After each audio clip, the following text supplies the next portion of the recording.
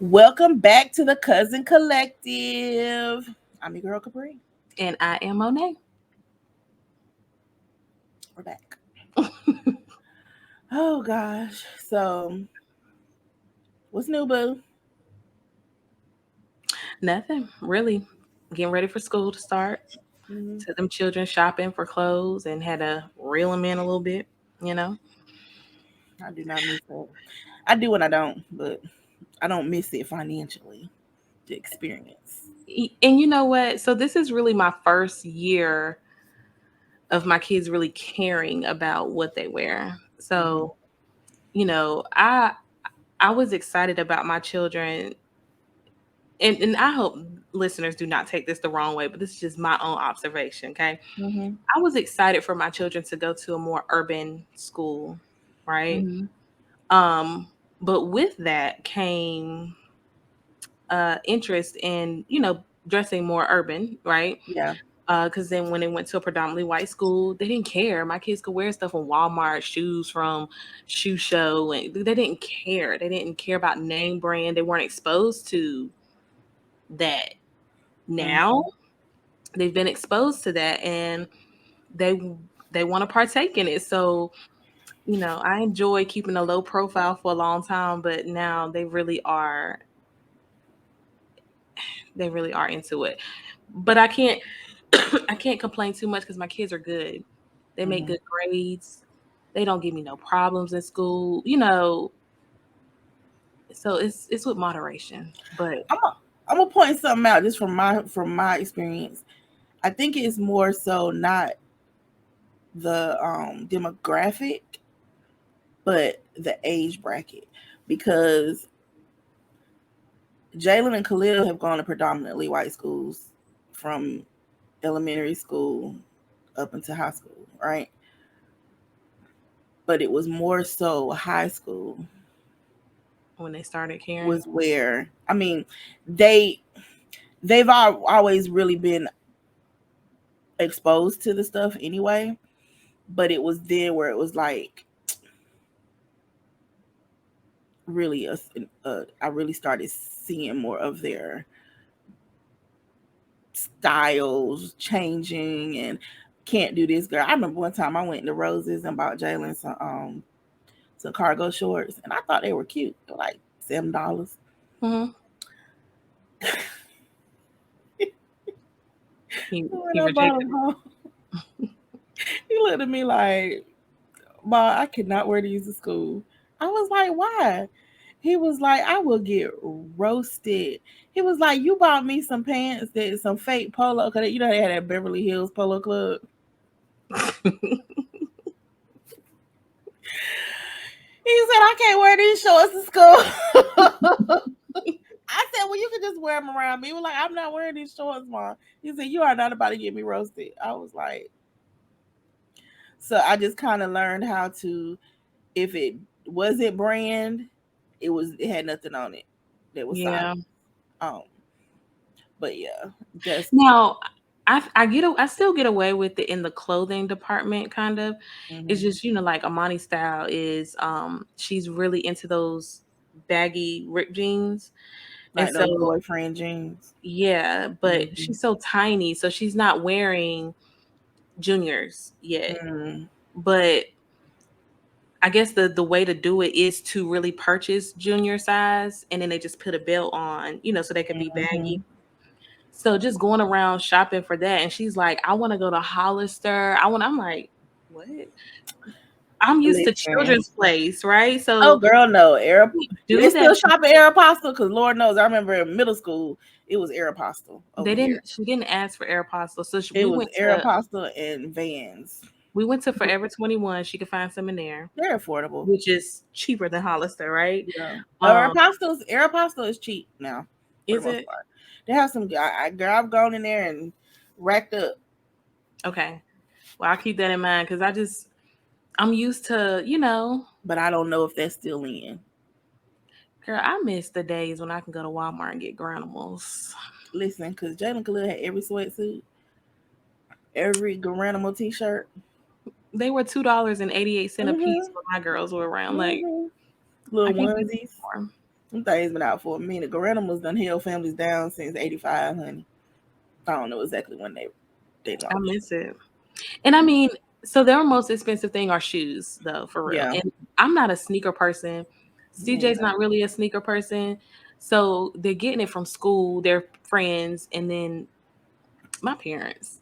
Mm-hmm. They like sneakers, so they're getting it from them too. And I'm just like, I personally am not about to be buying you every release of the J's and every No. color of the Dunks. And girl, I I just think I've purchased maybe 2 pair of Jordans, and that was for Jalen. I definitely remember 1 pair because I created a whole debacle in the store about them because I kept calling them something that they weren't, and then I was getting mad at the.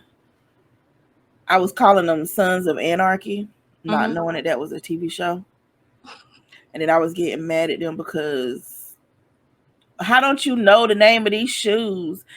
This is your job.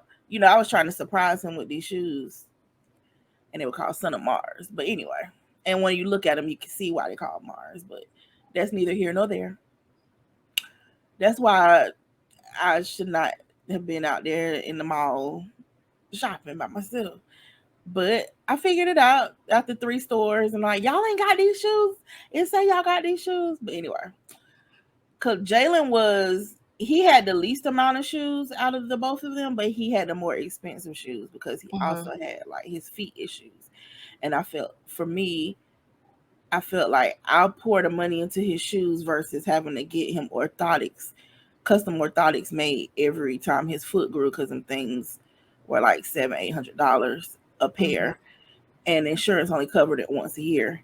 So Khalil, on the other hand, Khalil was the stylish sneaker person. Khalil's was more expensive to me in the clothes, but he would also dress down because he came up in the truck fit area when Lil Wayne dropped his. So you know, but It's a challenge. And I mm, don't like shopping. I'm not a shopper. I'm So not either. taking them Not to for the clothes mall and anyway. stuff, it's like, And I don't. I'm gonna tell you now. I love my sons, but I do not like shopping with Jalen. I've never liked shopping with Jalen, even in the grocery store, because he's super indecisive about stuff. Even when I feel like I've said this before, we used to be at the checkout in the grocery store, and he would wait until we got up there and wanted something. Can I get some candy? Yes, but it became a thing where you better have your candy on this conveyor belt before they hit that total, or you're not getting it. Because he knew what he wanted, but he would stand there the whole time to turn around and get the same thing all the time. Almost every time it was the same thing, and he just would be just so indecisive about stuff. Now I don't know. No, he's still that way. He's still that way. And then for me, I can see what I want is I can scan the store from the door. mm-hmm. I'm one of those people like, nah, I'm gonna keep going. Or I'll go in there and walk around. I'm not going through every rack just to come back to the first thing that I started with. No, I don't like shopping with people like that. Yeah. So yeah, because I like to Um, be in and out. Now I like to shop for stuff like for the house, of course, arts and crafts stuff, obviously. But for yeah. clothes and shoes and stuff, And I because mean, I'm pretty basic. the last time I went with my kids to the mall, um, it was us, CJ, and then his friend and his friend's girlfriend, and girl, me, Amani, and Charlie all walked out the mall crying. Why? Y'all were tired. No, it was just, you know, they were being indecisive. I was getting Mm. frustrated. I felt like they were being brats. Oh, okay. You know what I'm saying? So girl, I was trying so hard to hold it together because I just wanted to just the both of Yeah. them. You know what I'm saying? So yeah, we walked out with attitudes and tears rolling down our faces that last time we went to the mall. So I was not looking forward to going to the mall with them this past weekend, but it was better. They Yeah. listened to me before we went. I was like, y'all got clothes for the summer that y'all have not worn to school yet. Pull them out. Let's see what you got. And Hmm. then we'll go from there because we're not going to buy unnecessarily. That's crazy. Right. You Right. can get clothes throughout the school year later on when it gets cooler. So it went well. I talked to Monty out of going to Hollister because she got about 5 pair of them jeans already, and it's like you want 1 or 2 more pair that look exactly the same. Right.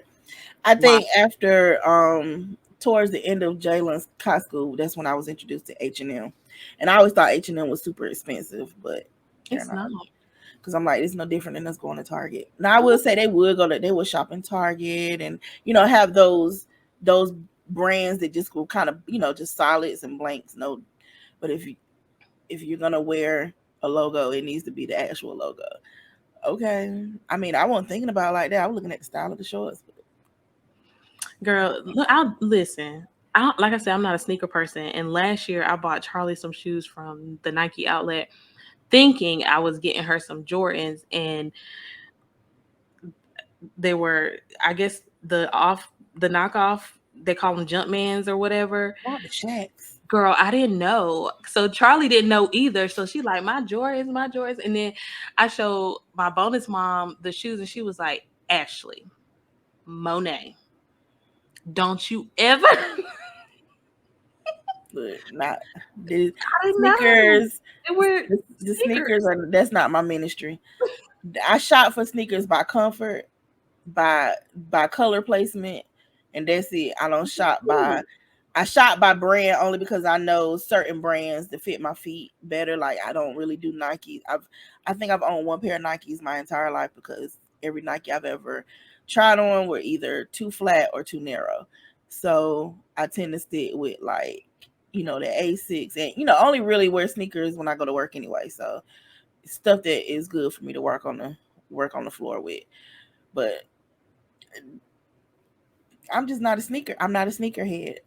Me either. Now, if you want to talk about some flip flops and some sandals and some heels, even though I won't wear them anymore like that, the heels, I'll buy them and put them in my closet like I do perfume on my dresser. Yeah, I'm not a sneaker person either. But lately, girl, Monty be snatching my stuff up. And that's another thing. Now that she's, getting up there, she takes all my stuff, my shoes, my purses, my jewelry, my smell goods, everything. It's just, it don't belong to me no more. That's how I go. I don't got to deal with that. I just got to fight for my health and beauty products because Khalil be in my lotions and my hair products. And then he don't even be replacing it. And then if he do, it's gonna be the knockoff version. Like, that's not what that was. That is not what that was. That's funny.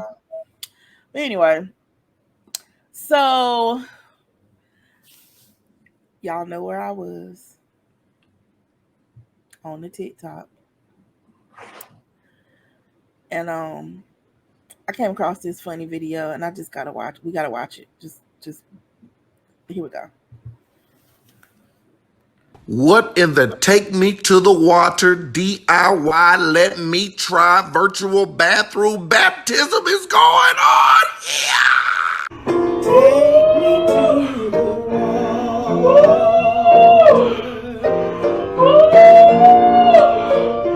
Take me to the water. Oh, take me to the water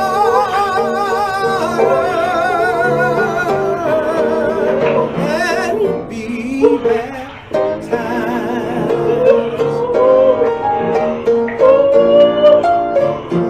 None but the righteous.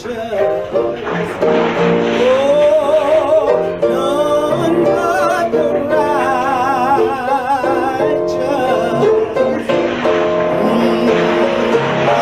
None but the righteous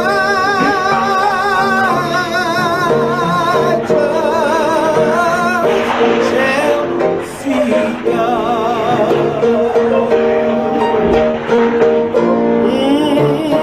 When I get to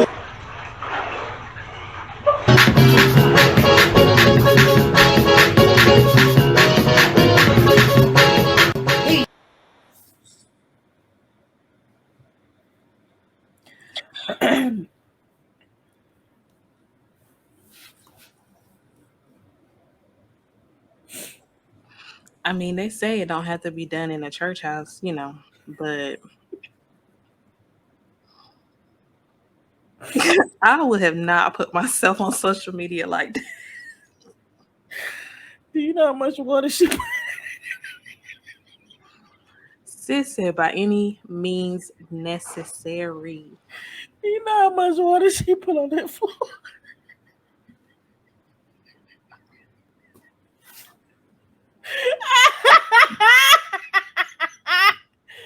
Oh my gosh.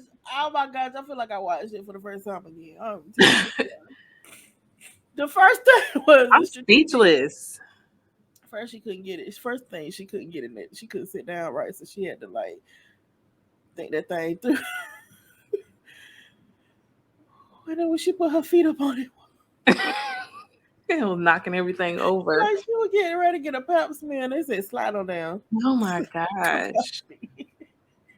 If by any means necessary was a person. Girl, oh my God, I'm in tears. I was crying in here last night. I was like, I gotta go to bed because this right here. Too much. Okay.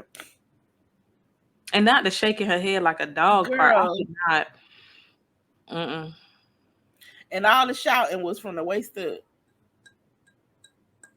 Because, girl, if she would have moved her feet too much, she would have slipped in that down. Yeah. Like I said, I'm convinced people. I can't believe that people are like that in real life. I don't want to believe that. So we had this other guy. He had posted on he posted it. He said, there is no way God told Noah to put 2 bed bugs on the ark. Or roaches. Trying to figure this thing out.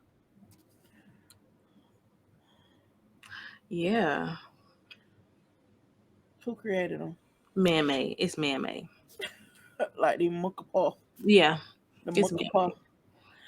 Oh gosh. All right. In Koviana, it's all. Girl, yeah. all of them. We're gonna put it in that category. Because listen. All right. So, cousins, we getting ready to show another video. And then we're gonna come back and talk about that thing.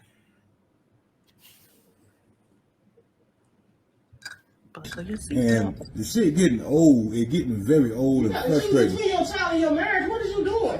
I mean, like, what's going on? I'm recording, man. No, I ain't no recording because you ain't dropping that shit. I don't give a damn about no Facebook, no YouTube, or nothing. No. And I don't care nothing about that. Because my thing is right here, you pay $500 a month. You can drop it. I'm going to put your business out there. You pay $500 fucking dollars a month in child support, and ain't nobody but doing no extra. No shoes, no clothes, no toys, no nothing. Fuck all that. What you talking about, man? My son needs some shoes. I don't give a damn. No, she can get the shoes out the child support money. She get the shoes out the child support money. That's what you pay child support for. The court ordered child support. You ain't got to do shit else. And she ain't gifting nothing else. She should have never took the fucking child support out if she needed more money. You shouldn't feel like that, though, man. Why shouldn't I feel like that? Man, that's my fucking child. I don't fuck that child.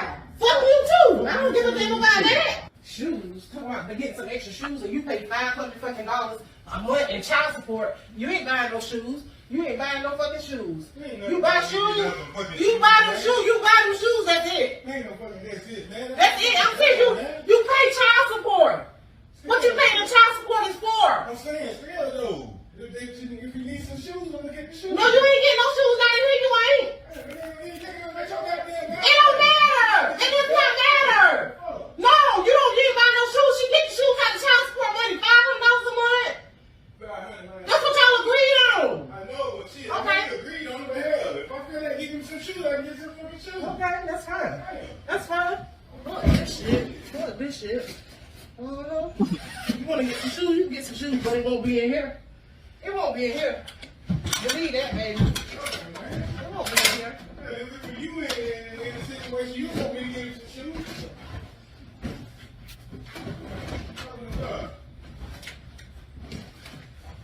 What the fuck is you doing? Get your ass up out of here. I'm getting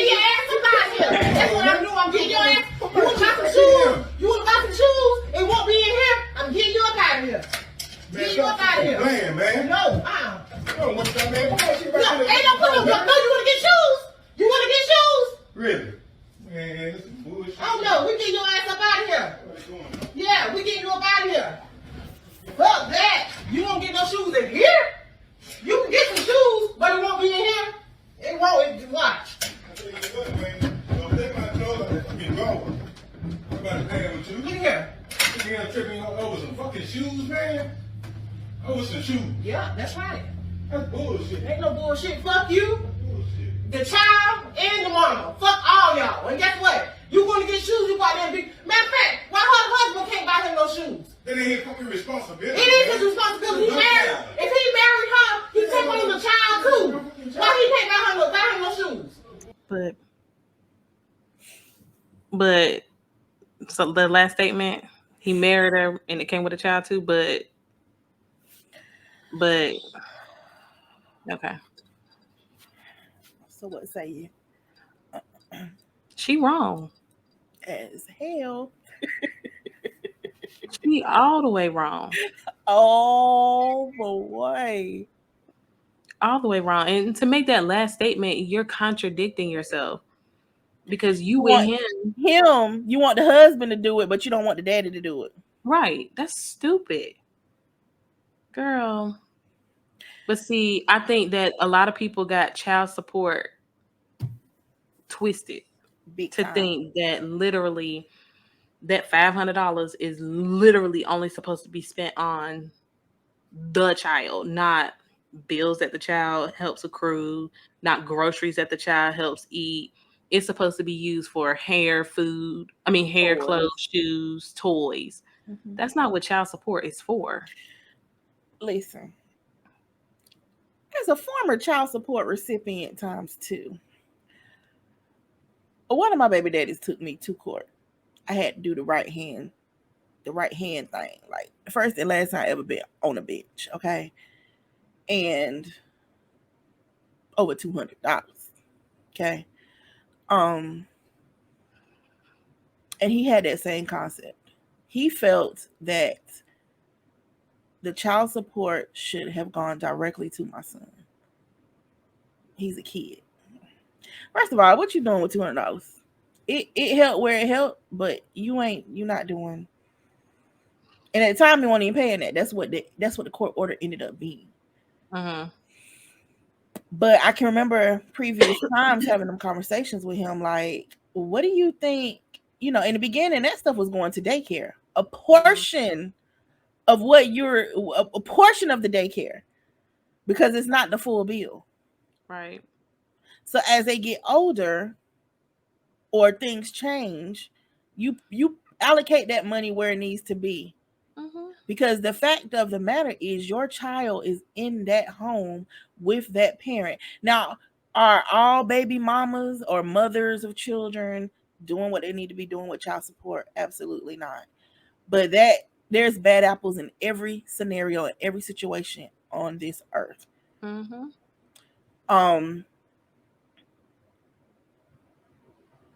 Did she call and ask him for money for rent? No. Did she call and ask him to pay her car payment? No. I do believe you, as the mother, should be able to handle your household bills. Now, I'm not saying that you can't put child support money towards the light bill, the gas bill, the water bill, stuff like that. But stuff that changes, like you said, Mm-hmm. your rent, your car payment, your other personal stuff, no. But she wrong. And so it makes you wonder more about their situation, because you crying over shoes. So it makes you wonder, like, maybe they're in a financial situation. Is she just being this way this time, or is she like that, period? Is there some infidelity issues going on, some financial issues going on? I don't know. Does he normally just give? There's two sides to every story, but just from looking at that, that's wrong. And to say F your child, I'm sorry. Girl, we would have been done. You're not getting, because that lets me know you do not care about my child. Forget the financial part. It makes me wonder how she treats that child. Yeah. Yeah, man, when you're a person with children going into a new relationship, it's a total package deal, bro. And if you aren't willing, whether the child lives with you or not, it's a total package deal. Yep. Period. I know for me, if I was in a situation like that and I noticed that the person that I'm with does not respect or accept, my child as a package deal, it's a no We're for me. done. Done. I had this guy. Go It ahead. makes me wonder if like she comes between him and his child spending time together. She's Is the child able to come over the house to spend time with his or her father freely? she surely sounds like one of those types. I'm not trying to Yeah. assume, but she definitely sounds like And one of most those. times it's issues with the other person, like the baby mama, or excuse me, the child's mother. I don't want to say baby I mama, hate but calling them baby mamas, but it's just so right. much easier. The child's mother, it's probably Mhm. issues between them because we know how childish that can get. And then you take it out on the child. Like, Mhm. that's messed up. If that child needs some shoes and his or her daddy want to get the child some shoes, You can get them some shoes. That's it. That's all. that's your child. That's your child. I don't, I never understand people who don't go to bat for their children, man. Like, even if It the other is. party is irresponsible, do what you need to do to make sure that your child is Yeah. taken care of, man. Yeah. I always stress, even to my own children, you always put your children first in everything that you Yeah. do, every action that you take. Especially when it comes to your relationship with the other parent. Using your children as pawns to manipulate the other person and this back and forth and isolating your child because you don't like this person, that is super selfish. That is poor parenting at its best. You can't tell me that you wholeheartedly care about your child if the things that you do that have nothing to do, you make choices that have nothing to do, negative choices, bad choices, poor choices, based off of your emotions with someone else that has nothing to do with your child. They're not harming your child is not in danger. I always said I never cared about whatever me and my kids' dads went through. The door was always open. I never closed the door on them or their families because the issue was with us, not Yes. with me, them, and the child. Mm-hmm. So any issues that came about weren't because of me. Yeah. So I don't know. I just thought I was like, and it's not about F you, your kid. She ran out of family in a suitcase. Like, girl, listen, and listen, you only got to say F my kids one time. Mm-hmm. One time.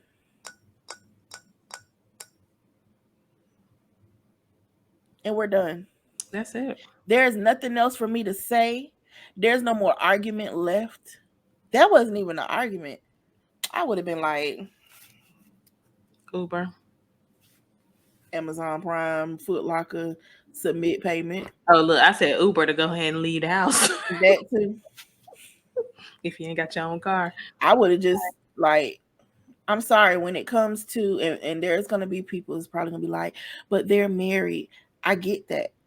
But this is his child. And this is the dynamics of, this is what happens when you bring another child into, you blend families. You can't have that jealousy and that territorial-ish mess. Like, you can't do that. Child support is going to be what it's going to be. And child support is something that's taken from their checks. He want to go actually do something for his child. Yep. And let's just say for another scenario that the child was created during their marriage. Let's just say that. Possible. Mm-hmm. Possibly. You're still not the there. fault. You're still there. Mm-hmm. So You made a just choice. did it. You got So to now deal you with gotta it. take what comes with it. You made the choice to stay. Yep. Because there are women out there who be like, oh, and every time I look at the child, but you made the choice to stay. So you don't get to take that out on that child, because that child is not the problem. The adults are. Mm-hmm. That Child did not ask to be here. Child. To no end. Huh? That child did not ask to be here. Did not ask to be here. Your issue is with the adults, not with that child. And you see that a lot.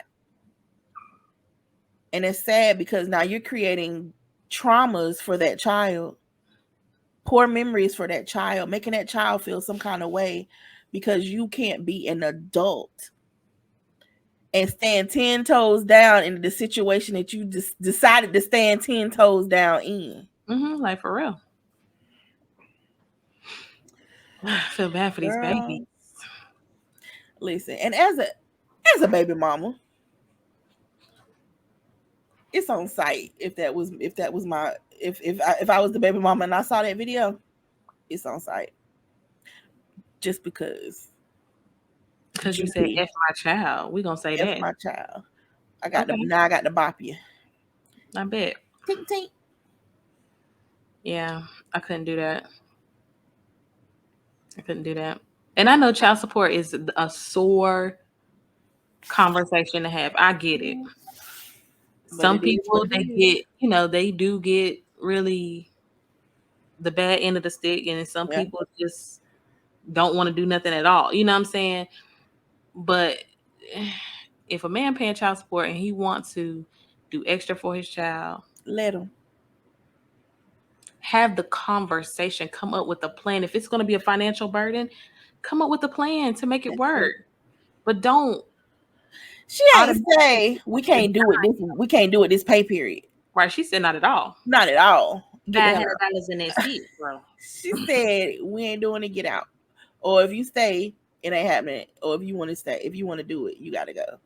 That girl pulled that darn. She slammed that suitcase on top of the bed.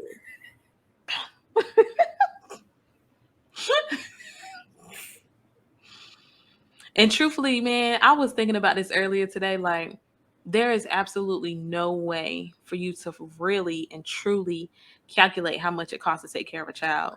It costs $1 trillion. I mean, seriously, there's no way. Because I even was sitting here thinking, like, can I think? Because, like, my kids were gone for a whole month in the summer, and I'm like, I couldn't really tell. You know what I'm saying? Like, I can't put my finger on how much of a difference we saved with them being gone versus them being here. Because shit happens. You know what I'm saying? Like, I mean, are we spending money on our children every single day? No.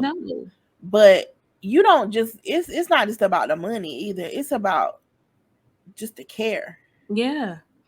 It's about the money that some parents like myself, money lost. Because there's been times where I've worked places where I either didn't have any more PTO, because I swear when my kids were when my kids were young, I used my PTO more for them than it was for actual vacation, because sick leave and this leave and doctors and this, that, and the third. So, or you was at a job that probably didn't have it or whatever, or you couldn't get paid or whatever. So there's times where I lost money to be home with my children. So it's never, you can never, just know that it costs and it's expensive. Yeah. Physically, it's expensive. Emotionally, it's expensive. Spiritually, it's expensive all the way around to have a child. Yep. Period. Yeah. And if you cannot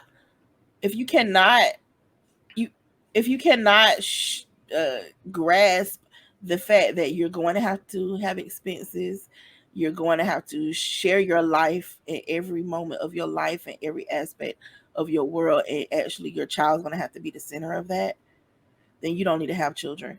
If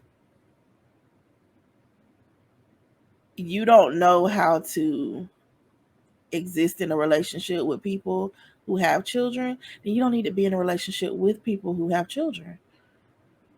No.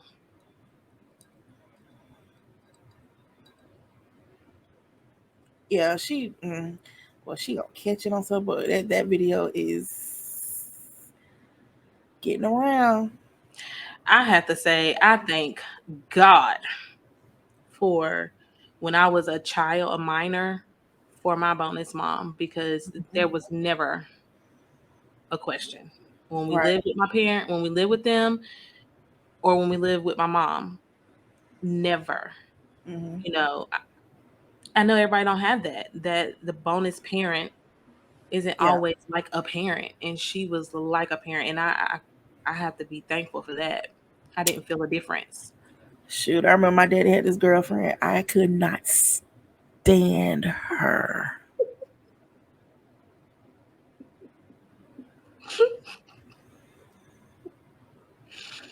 So much so that I ran her car down the hill of the driveway. I got in trouble for it. Put that bad boy in neutral and let that release go. Cause our driveway was on the incline. She was just so materialistic. She was so just stank attitude. And the day that she called me a brat, to me that was I was in 4th grade. To me that was, you might as well call me a biatch. Okay. Mhm. One thing I was not was a brat. I just was taught to not. She wanted to go to the mall, the Florida Mall. Okay. Mhm. After school. I'm in 4th grade. I done came home. To this day, I drop food on my clothes. Okay. I can't eat without dropping food on my darn shirt. Okay. And this particular day, I had a white t-shirt on and we had spaghetti. I ain't gonna never forget that. And I had spaghetti stains on my shirt. I just wanted to go home and change my shirt. Stop acting like a damn brat. Ah, Oh, you was in 4th grade when you drove her car down the hill? yeah. My daddy wore me out. I'm trying to picture Charlie driving somebody's car I down didn't the have to crank it up. It was our driveway was on an incline, like Nana's. So we had just got back. They went in the house. Her daughter left the passenger side door open, and that's where my dad's truck was. I crawled in the front seat. I released the brake, put it in neutral. It didn't get all the way down because the door got caught in my daddy's truck. Yeah. I deserved that butt whooping in them 2 weeks, boy. And we lived in a cul-de-sac too, so that's where all the kids played. So every day I came home from school, I had to sit. I literally sat in the window and watched everybody play outside. But look, we had this discussion. Me and my dad had this discussion not too long ago, and I brought that up. I said, and so we were just talking about different things. I said, so in hindsight, I said, I told him, I said, I tell people that I deserve that butt whooping, but in hindsight, I really didn't. I think we both agree on that. But his truck was involved. 4th grade. That's probably was why in you got 4th the. grade. That's probably more so why you got the butt whooping and the punishments, because his truck was involved. Yeah, I think so. Yeah. I was in 4th grade. I was going to school down there. I was going to Orange Center Elementary. Mm-hmm. I ain't gonna never forget that. But like, what you not finna do is disrespect me. I was a G in 4th grade. If you mess up, Clearly. I'm gonna get a butt whooping, but I'm about to risk it all. So, moral of the story is, if you're gonna be with somebody who got children, minors especially, know what you're signing up for. No. I think it's a little different when the children are adults, because the adults have their own life in a sense. Us a little. For me, I still stand by this. That's another part of me dating. My standards are still the same. Because my kids are adults and they're boys. Like you have to, you're gonna have to be on your A game for real. I feel like for me it's just as important.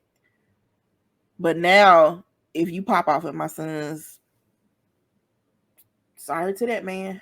Yeah. I don't know that man. I can't help you.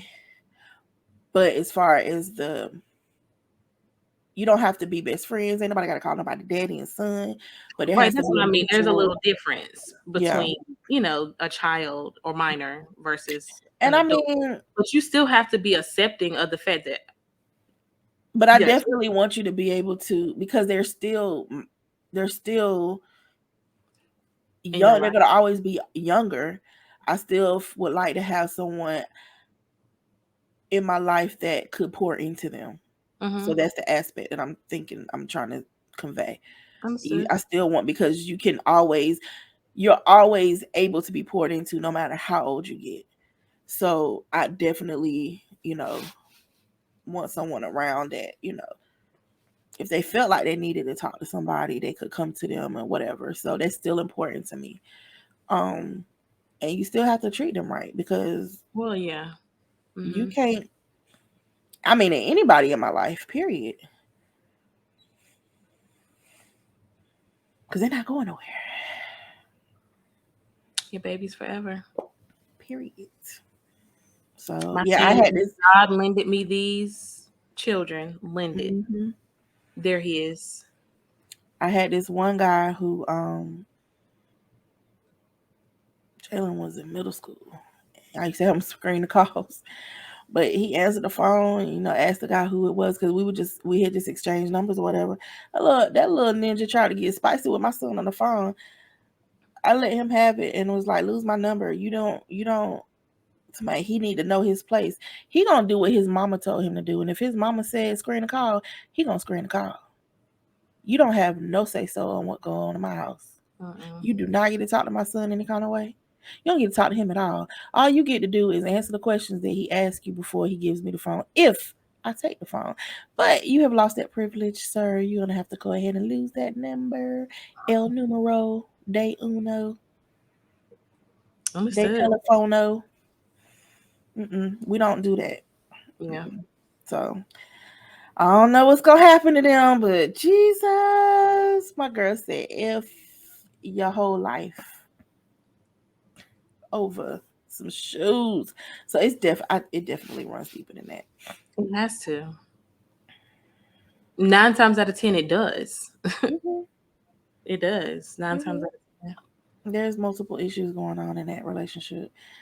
So there's no way I'd stay in a situation like that. No. Mm-mm. So, switching gears a little bit, Skirt, skirt. complete 360. Our main discussion for today is, let's talk about some challenges of being a Black woman in the professional working world. Challenges of being a Black woman in the professional/working world. What say you? I'm just running into stuff. Well, for starters, I think it's getting better, but there was a point in time where our appearance, hair wise, was an issue. I know for me, when I first went natural, I used to be afraid of being natural at work. Do I want to use the word afraid? Maybe not afraid, but I don't know. I didn't feel like it would be accepted. Right. My big fro. You know what I'm saying? So I would always put my hair back in a little bun or straighten it or whatever. But I see that more and more these days. What was it that recently took place? They put something out. I cannot remember the name of it. It has something to do with discriminating against hair. Find the Crown Act. Yeah, there you go. Yeah. So yeah, the Crown Act is it's been around for, I don't know when they initially started it, but it's been around for a while. But every state has not adopted it. I think recently, was it Delaware or somewhere? I think the last I checked. Let me look. But yeah, the Crown Act. Basically prohibiting protecting women for their black hair, basically. Yeah. So go look that up. Crown, CROWN Act. Because I was I know what started it, like being in my career, was when I was in school. I took a professional development class, and they teach you all your interviewing skills and so on and so forth, right? And the one thing and I had an African American male instructor, and the one thing that he drilled on was your hair. And he constantly said, you want to pull your hair back in the bun, you want to pull your hair back in the bun, or a straight ponytail. So that's all I lived by for work. And it wasn't until I went to work for a company that was predominantly white, and it was predominantly white males, that I started venturing out to do whatever I wanted to do with my hair. And the craziest thing is, I would come to work and they would just be like, how do you do that? You know how they act like weird sometimes.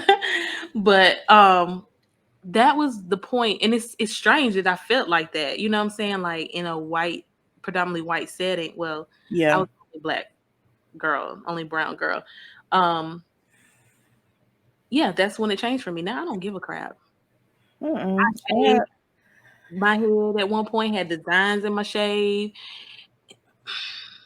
You gonna get all this. I had the same situation, going on interviews, pulling your hair back in a ponytail. Even especially when I was natural, making sure it was as straight as it could be. But I'm telling you, I don't know when everyone else's turning point was, but mine was in 2020. That was my turning point for everything. The code switching, all of that. It was I didn't do code switching a lot, but I did. But I really shut all that down because it's exhausting.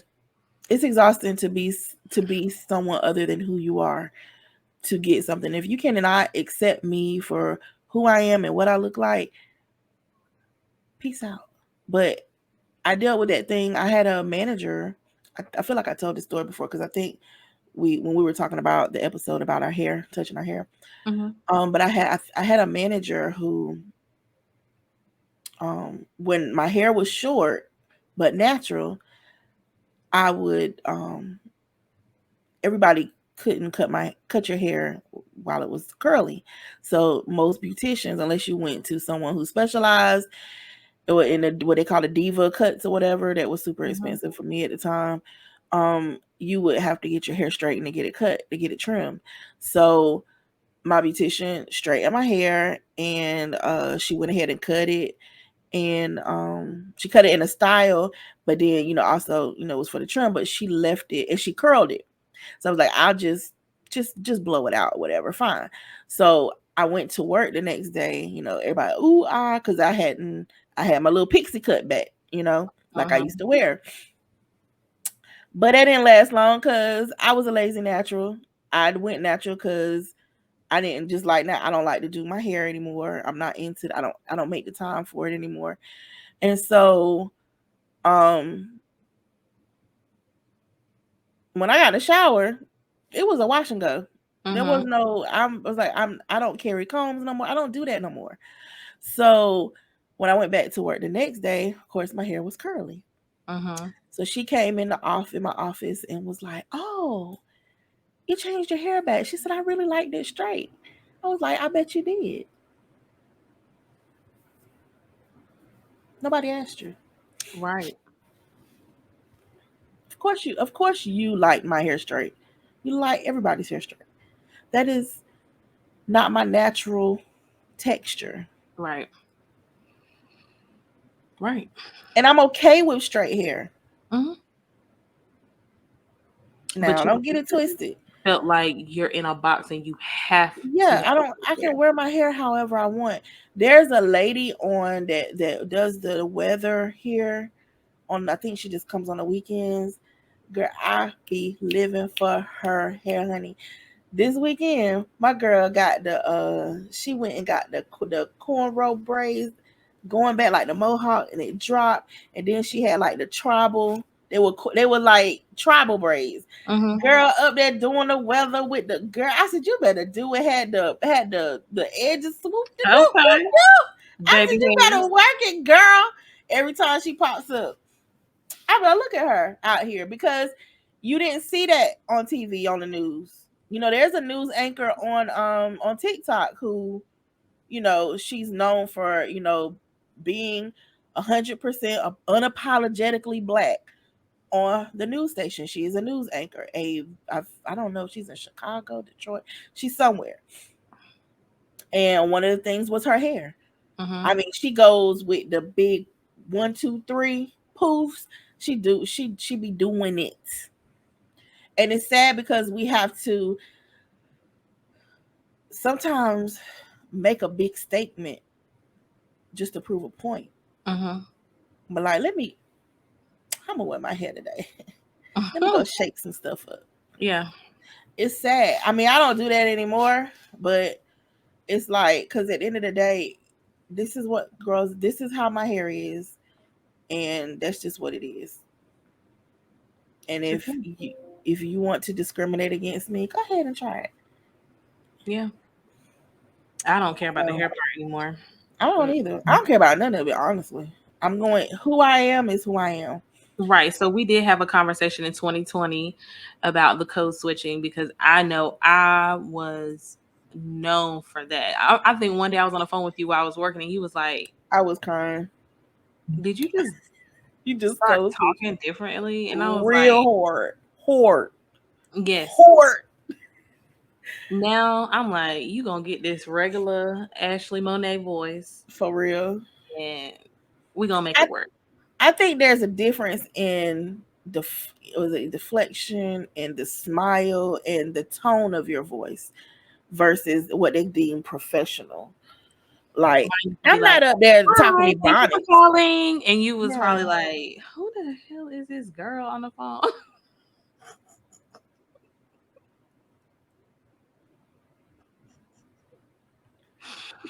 And I'm nowhere near that bubbly, like, girl, at all. I don't do it anymore. Thank you for calling Dana Drive Apartments. How can I help you? Yeah, what's up? Girl. You need what? You need a refill on your Trazodone? But you know what? Another thing though, whenever another brown person would call into work, I've had two situations. One was this guy, and when he figured out that I was, you know, a brown girl, his whole way to talk to me changed. Like, hey, cousin. Like there was no more professionalism whatsoever. Hey, girl. It was kind of like, dang, I don't deserve the same professional respect everybody else do. Like, that's how I don't look at it like that. I look at it like, oh my God, I can take this fakery off and be myself. Who I am. I am comfortable around you. I do see that now. Mm-hmm. But at the time, I'm like, but what I didn't like was one time I was on the phone with this white lady. And when she figured it out, I was sister this, sister that. Oh, girl, let me tell you. And I'm like, no, ma'am, we're not doing that. Because we don't talk like that at work. Right. Still, their professional phone etiquette does not mean I have to change how my voice like typically sounds. It means that I need to enunciate. I need to pronounce my words. I need to be clear. I need to be understood from the other end of the line. But it doesn't mean that I'm going to be like TTYL, yo, yo, yo. What up, girl? What up? No, we're not doing that. Worlds. None of that. We're not doing any of that. That's not what that is. And for her to feel like it was okay to address me like that, that was not now, right. What people may hear from me when I answer the phone for a patient or a facility. Now, when it's just like inner office stuff, but outside calls is you may hear me pronounce my words a little more because typically I don't.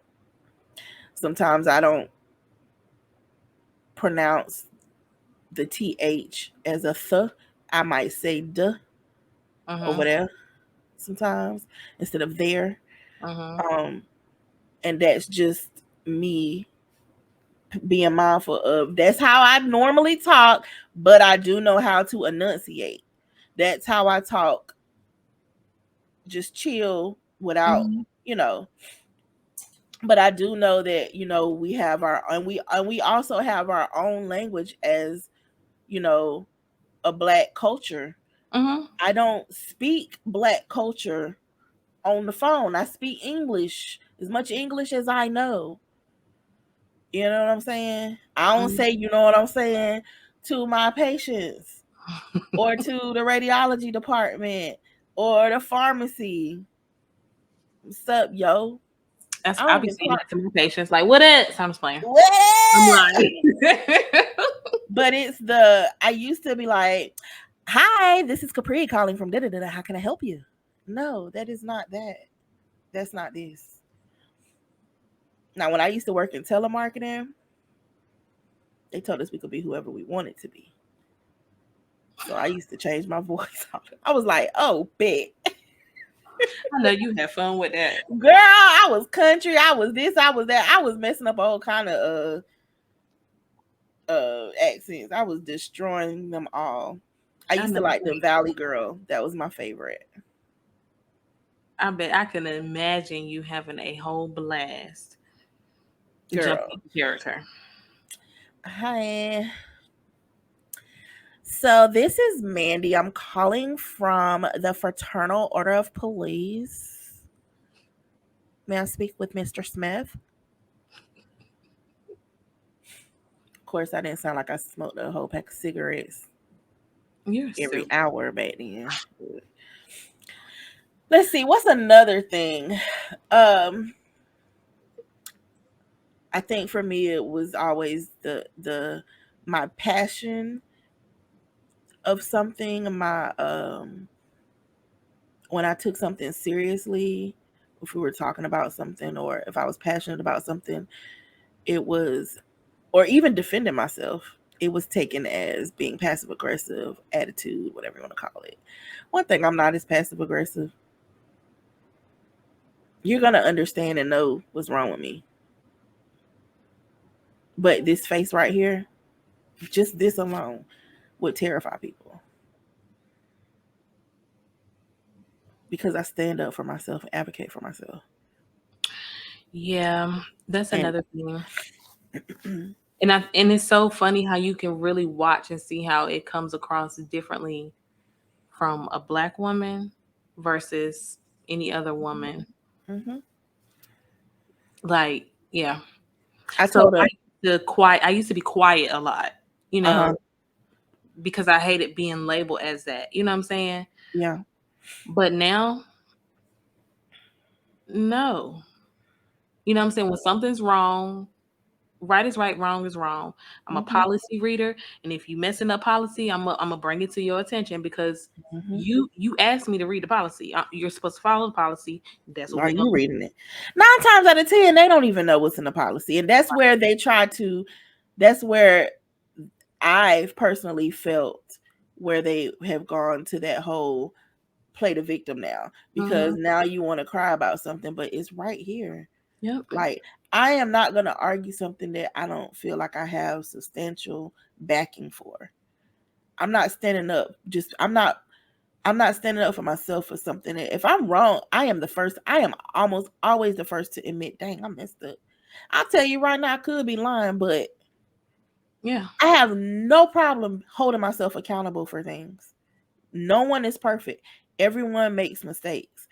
But I feel like I don't feel like I know as a Black woman in a workplace, there are things that I may have done that they made it more than what it was versus if someone else that wasn't Black did it. Yeah. So then it means you have to really, that is what forces you to make sure you're reading the policies and you're doing this and you on your P's and Q's so they can't say XYZ. Yep. And then you know what else makes it harder? I don't know about any other profession, but we're both in the health field. You on the front end, me on the back end. But I went into the health field because I care, Right. right?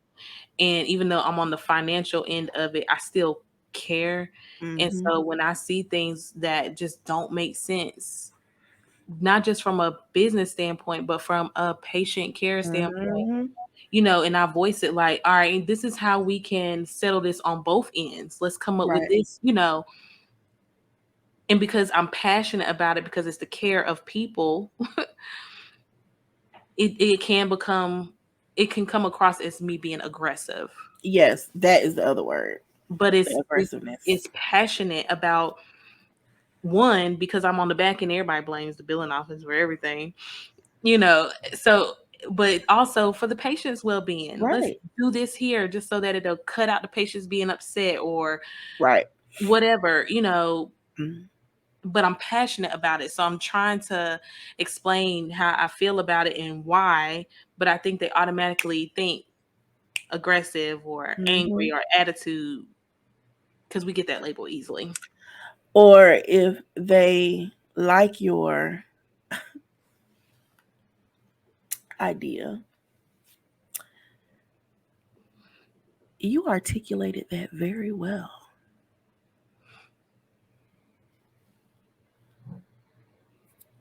Yeah, that's an insult.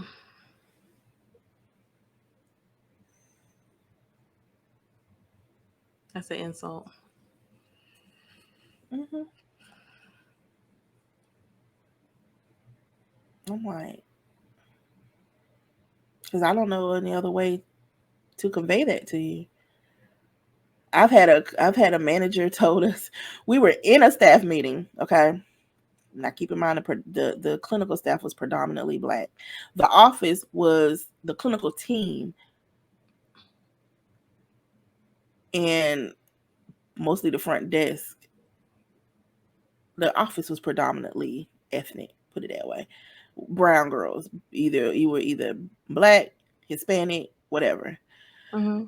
But girl, we were in a staff meeting and we were just doing what we do in staff meetings, talking about the business. We, raised our concerns from the clinic, whatever. Girl, my girl said after the meeting, we attacked her. She felt attacked. Me and my coworkers was like, we just asked if we could work on some new processes and workflows for the clinic. No one had attitudes. No one was blaming anybody. No one else in this room felt you were attacked. Right. We were having conversations. Even the doctors were in on it. Mm-hmm. And then that started a whole just downward spiral in the office. But yeah. Mm-hmm. Oh yeah. It's the microaggressions that kill me. It's just like I feel like things are okay. Let's take a side note. The Sesame Place thing, right? Mm-hmm. Remember what happened? Anyone who doesn't know about the Sesame Place, the parade that they had, go look it up. So basically, one of the black children was overlooked and basically ignored, and shoot, one of the darn characters pushed one of the darn black children. So this past week, I saw on the news where they said, oh, they are going to retrain basically the staff, and I guess new staff, they have to take cultural diversity classes. I'm sorry. This is just from my own experience. Every cultural diversity class that I've taken is trash. I've never taken one. So what all does It's it a entail? video. They're videos. They're videos. I feel like there needs to be more. I don't know how everyone does their cultural diversity training, but all it is like you sitting yourself down in front of an OSHA video. Just to say we did it. And just to say we did it. I think there needs to be real one-on-one, like group people in, now I would say there was one that I did that was a little more extensive at my last job, but they also have I don't want to say clubs, whatever you call them in in work, whatever you call them, groups and stuff, supportive groups. So they have those for committees for black people. They have them for the LGBT community, and they have all of these different groups and stuff that they all get together and do different things, and bring up awareness and have get-togethers and events and stuff. So I felt like theirs was probably the best one I've ever done. But anyone that I've done before that, it was just trash. It's like, we're just sitting here and I'm like, I gotta do this. Why I gotta do it? Well, I mean, I guess I do, because it does touch on more than just black people. It touches on, there's supposed to be a people in all cultures. But that's it. You watch it, and if you're watching it, if you're paying attention to it, you know what I'm saying? Right. So I just feel like more has to be done, and like that was because you can't fix a person. You can't fix a person at the core with something like that. You can't. And I feel like you got somebody racist in your facility, you need to get rid of them. Right. That's what I was gonna say. If you have some type of job that really deals with the public, I mean, you have a business that really deals with the public, and your employees show that they discriminate against certain people, they need to be gone. Right. That should be illegal. Yeah, because a class and a video, it's not going to fix a person at the core. It's not. And if we're talking about that Sesame Place thing, that ain't have nothing to do with not understanding a black or brown person. That had everything to do with we discriminating against you. We're discriminating. And that's who I am as a person. Yeah. And some people were arguing, they couldn't see because of the way the suits were made. I have two things to say. They saw every other child, and I've been the Easter Bunny. So I've been in those suits before. I saw everybody. Yeah. Yeah. So I don't know. And then I would say since George Floyd died, was taken from us, I was not in the workforce. So I did not have to experience a lot of what I heard some of my friends and some of my family who were in the workforce still in the facilities having to deal with coworkers that were not black. It was, now I have to, but I'm sure that there's still people out there who are still going through this. You have to now. We've been dealing with this kind of stuff our entire life since we were born, okay? And that his death made it, for whatever reason, I don't know if it's because everybody was home or what, but everyone saw it. It heightened everything. It made people more aware. Mm-hmm. But what another thing that black women were having to do was, now because I wasn't in the work, I wasn't in the physically at work. They were having to go to work and now console and make other people feel better because they were feeling bad for what we've gone through. Mm-hmm. And that's exhausting. Or you're having to go and educate them. That's exhausting. That doesn't mean that we're being mean or we're being hateful or whatever. It's exhausting that I have to console you for something that I'm going through. Mm-hmm.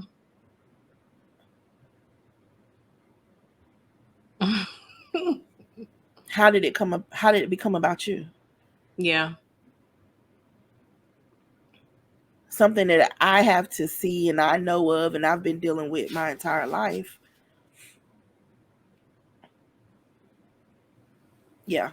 That was one of the things that I constantly heard, especially in 2020. It's like we're already dealing with the panini, and then just being black in America. And now, with his death, now we got to come in here and be therapists. Pat you on the back. Be the strong one. Very true. It's a lot. It's a lot. So it's like, and I just feel like I said, I know that we do a lot of stuff to ourselves, but I feel like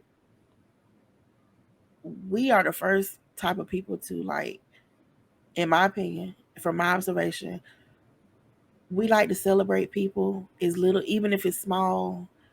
We're not hateful. I mean, people mess with you, yeah. But we're not. There's nothing to be afraid of. Nope. Like, we're nice, we're kind. I feel like I'm talking about us like we're aliens, but that's how they treat us, though. It's like exhausting. It's so exhausting. And the craziest thing to me is how someone who is not a person of color to have the audacity to tell a person of color, that's not how it happens. That's not what's happening. That's not how it is. Like when they were, I think it might have been around 2020, because that's when a whole lot of stuff was being talked about. A lot of stuff came out, yeah. And it was talking about the workforce, like how we have to do so much extra when it comes time for an interview. Yeah. Just to even be considered before you even talk to me about my work history, before you even talk to me about what I could do for you. Yeah. Meanwhile, you got people who could come to work who aren't people of color, and they can dress how they want to, and I honestly don't mean this in a mean way, but I'm gonna just say it. They can have hair all over their clothes, pet hair, and nobody says nothing to them. But we can just do basic stuff like cultural stuff and be looked at sideways. Yeah. We're ghetto, ratchet, not professional. I mean, even the braids, even our nails. Yes. I don't wear nails anymore. And when I did wear nails, I mean, all of this that's going on now, it wasn't a thing back then but even like the long nails back then, that was ghetto, that was hood. Not everybody want to do it. Everybody wants to. It's that cultural appropriation. You have people who are benefiting and getting and call themselves reinventing things that we created. But so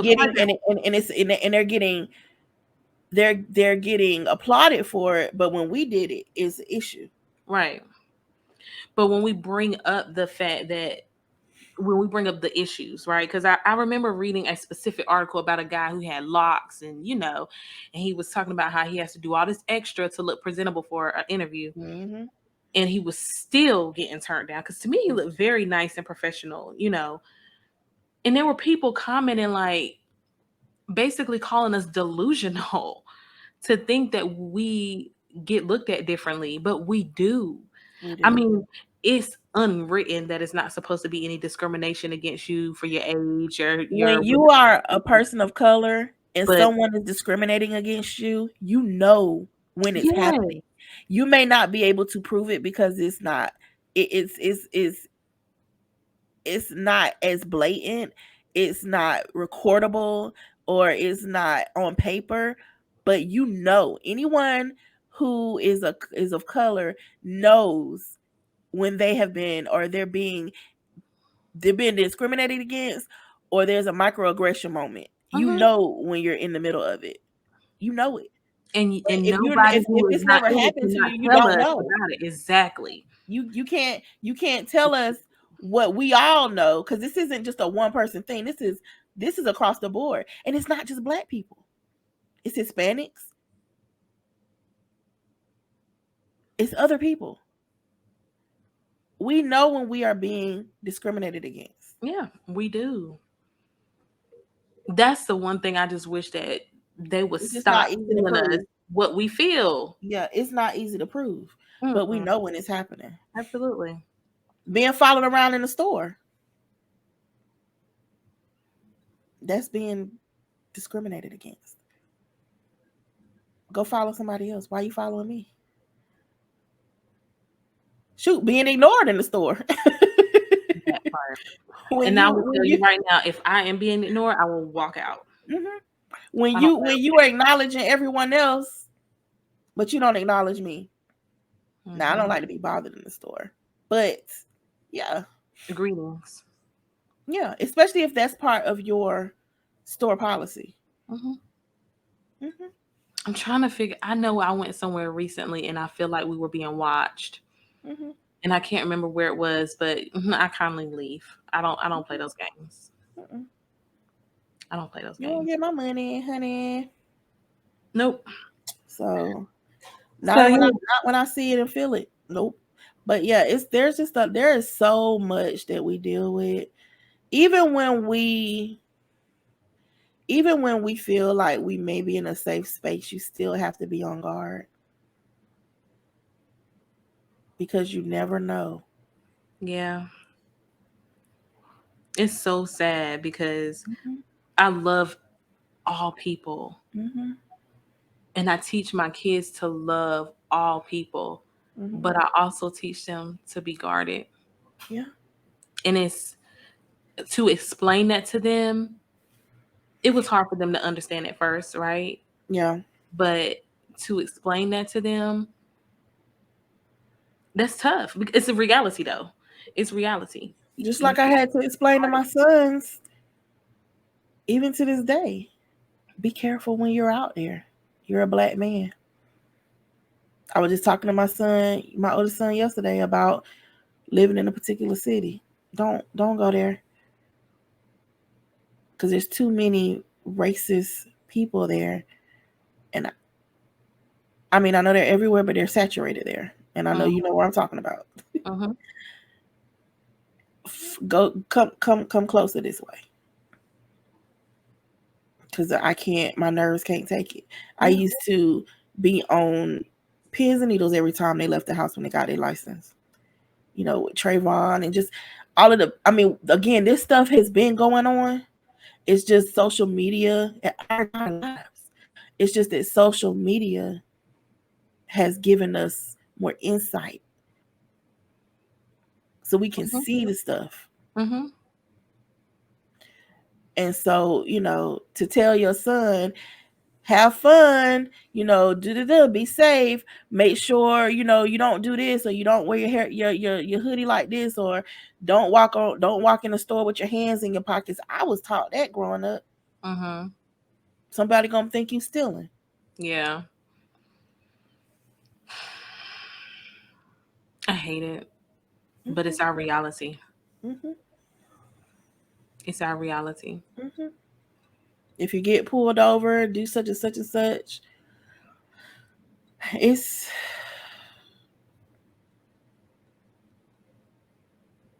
You know, don't fix your windows but so dark because they may think you. people who are not people of color, non-people of color, I don't even think it's something so simple as like when we were going to Ocean City and it takes you on these back roads through Maryland and Delaware. And we're just riding and I'm like, Lord, whatever you do, please do not let nothing happen to my car while we're on these roads because it gives you sundown town vibes. Sundown town. People who are not Black people or brown people don't have to worry about those things ever. They don't think about those things. They just be la la la la la. They don't even realize how good they got it.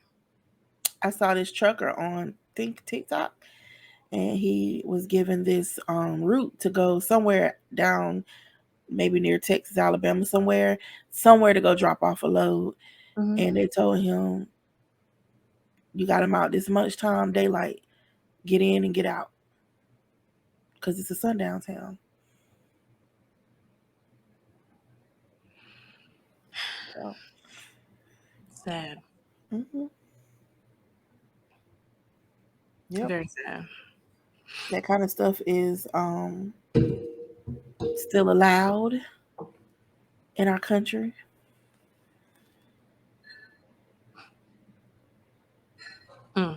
Terrible.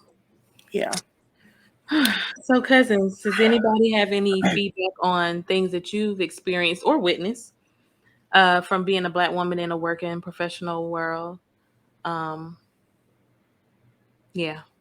And I mean, I know Black men too. Like, we just have to always, if you want more from a company, you have to work harder. I personally, it's like, yeah, this is my mindset today. I'm aware, but I don't care. I don't care anymore. Because what I will do is call you out. Understood. Because I'm just like, I'm tired. I'm Yeah. over it.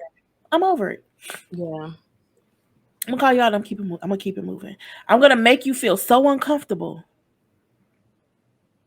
It's gonna be hilarious. I'm not married.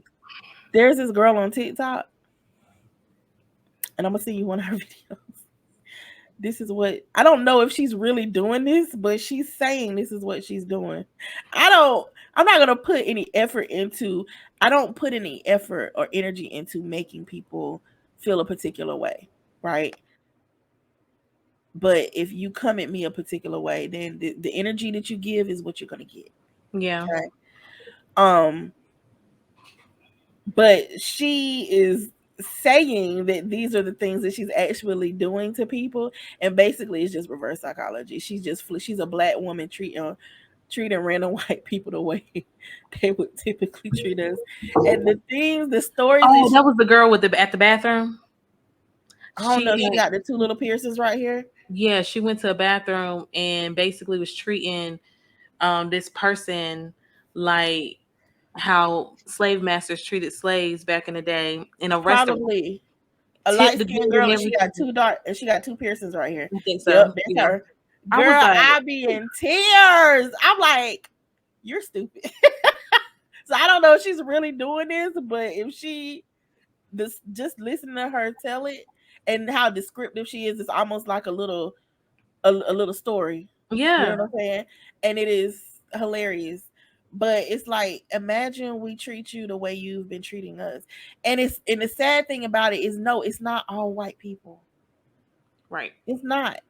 There are people out there that are not of color who fight for us harder than we fight for ourselves.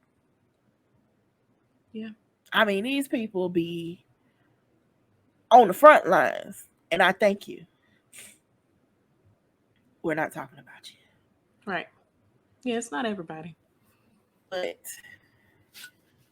I think in the workplace, you already have people who don't know how to be leaders. And then they're prejudiced. That's a whole...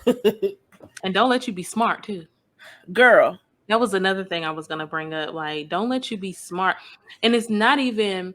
So I can speak for myself, right? Mm-hmm. I'm typically the youngest person in my department.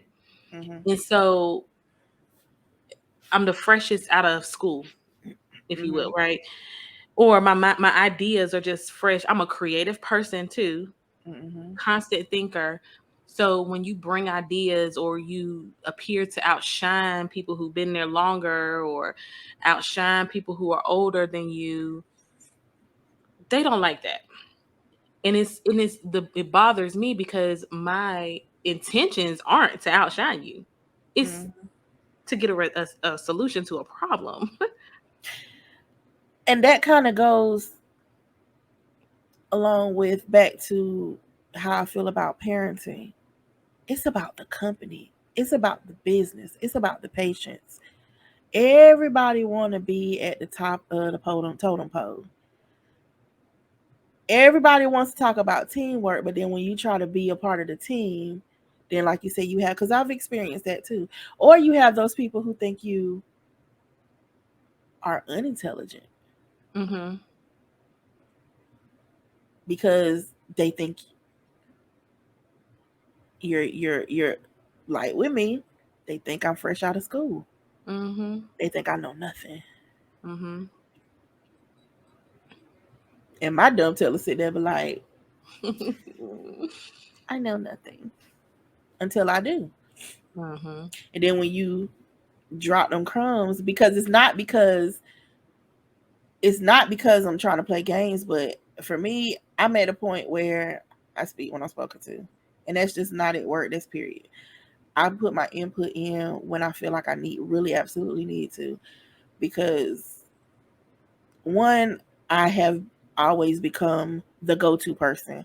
The go-to person is an exhausting position that you don't get paid for. Okay? I don't like that position. Okay? So, but when you open up and they realize it, it's like back to the me being articulate. You're so articulate. Gee, thanks.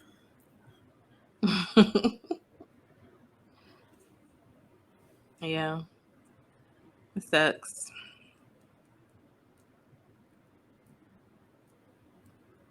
But I would say where I'm at now,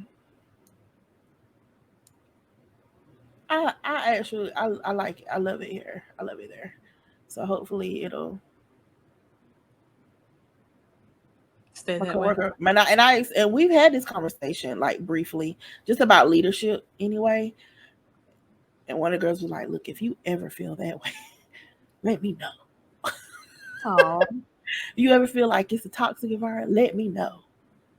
And I was like, I can't, I will not thrive. I will walk away before I deal with toxicity, whether it's just regular drama, unnecessary drama, or me feeling like you're coming at me because I'm a woman of color. Mm-hmm. I'm not going to, I don't understand. There are people who sue companies and then they still stay there. What point are you trying to prove? You won. Yeah. I'm never gonna stay anywhere that I don't feel welcome. I'm not gonna care when I leave, but I'm not gonna stay. Been there.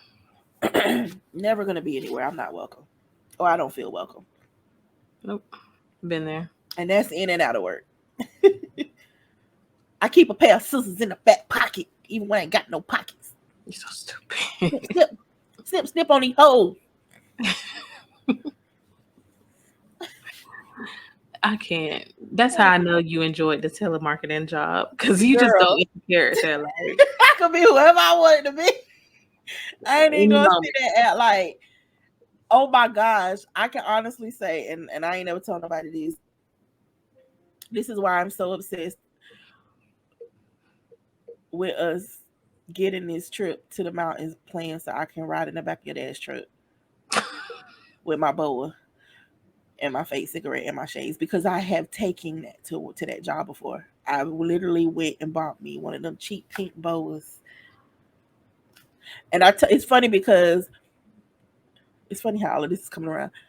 We're thinking about what we're gonna dress up for his Halloween, and I said I'm dressing up as a rich bitch. So I had to find me a costume. Well, you have fun with that. And I know you're going to go all in.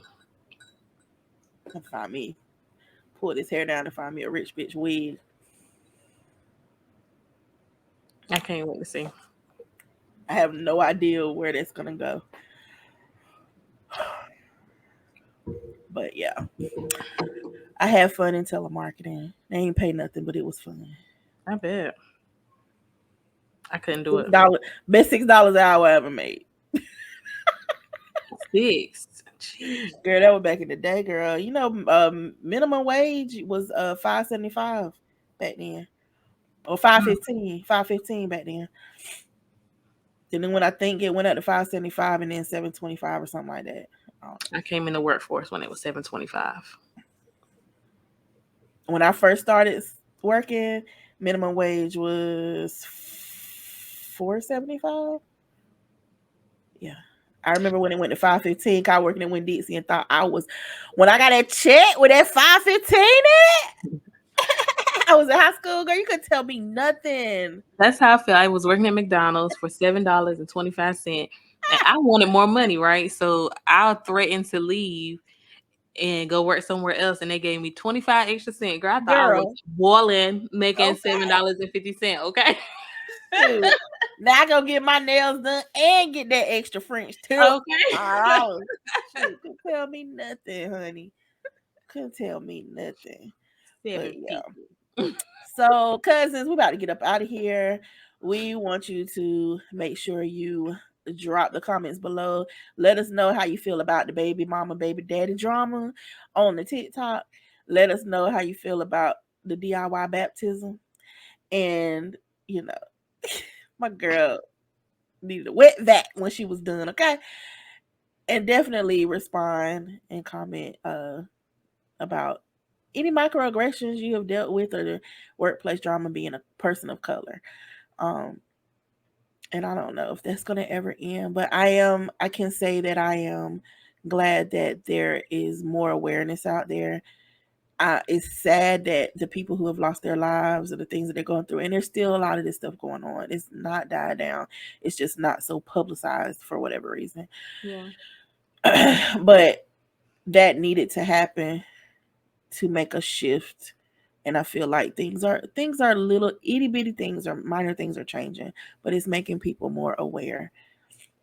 And I can appreciate just even the little things, the baby steps. So yeah, definitely leave those comments below and be sure to turn on your notifications. So hit that bell, like this video if you enjoyed our content today. Tell a friend To tell a friend about us. Make sure you follow us on all platforms: Facebook, the TikTok, Instagram. We're gonna get it together, y'all. We're gonna get it together. We're gonna get it together. And be sure to go watch some of our other videos, And if there's something that you want us to discuss, you can email us as well at thecousincollective@gmail.com.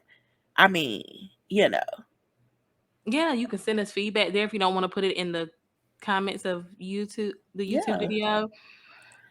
Give us feedback. Send us some content if you want to see certain things. It's fine. Yep, it's fine. So we'll see you next Wednesday, 10 a.m. We'll holla. Bye.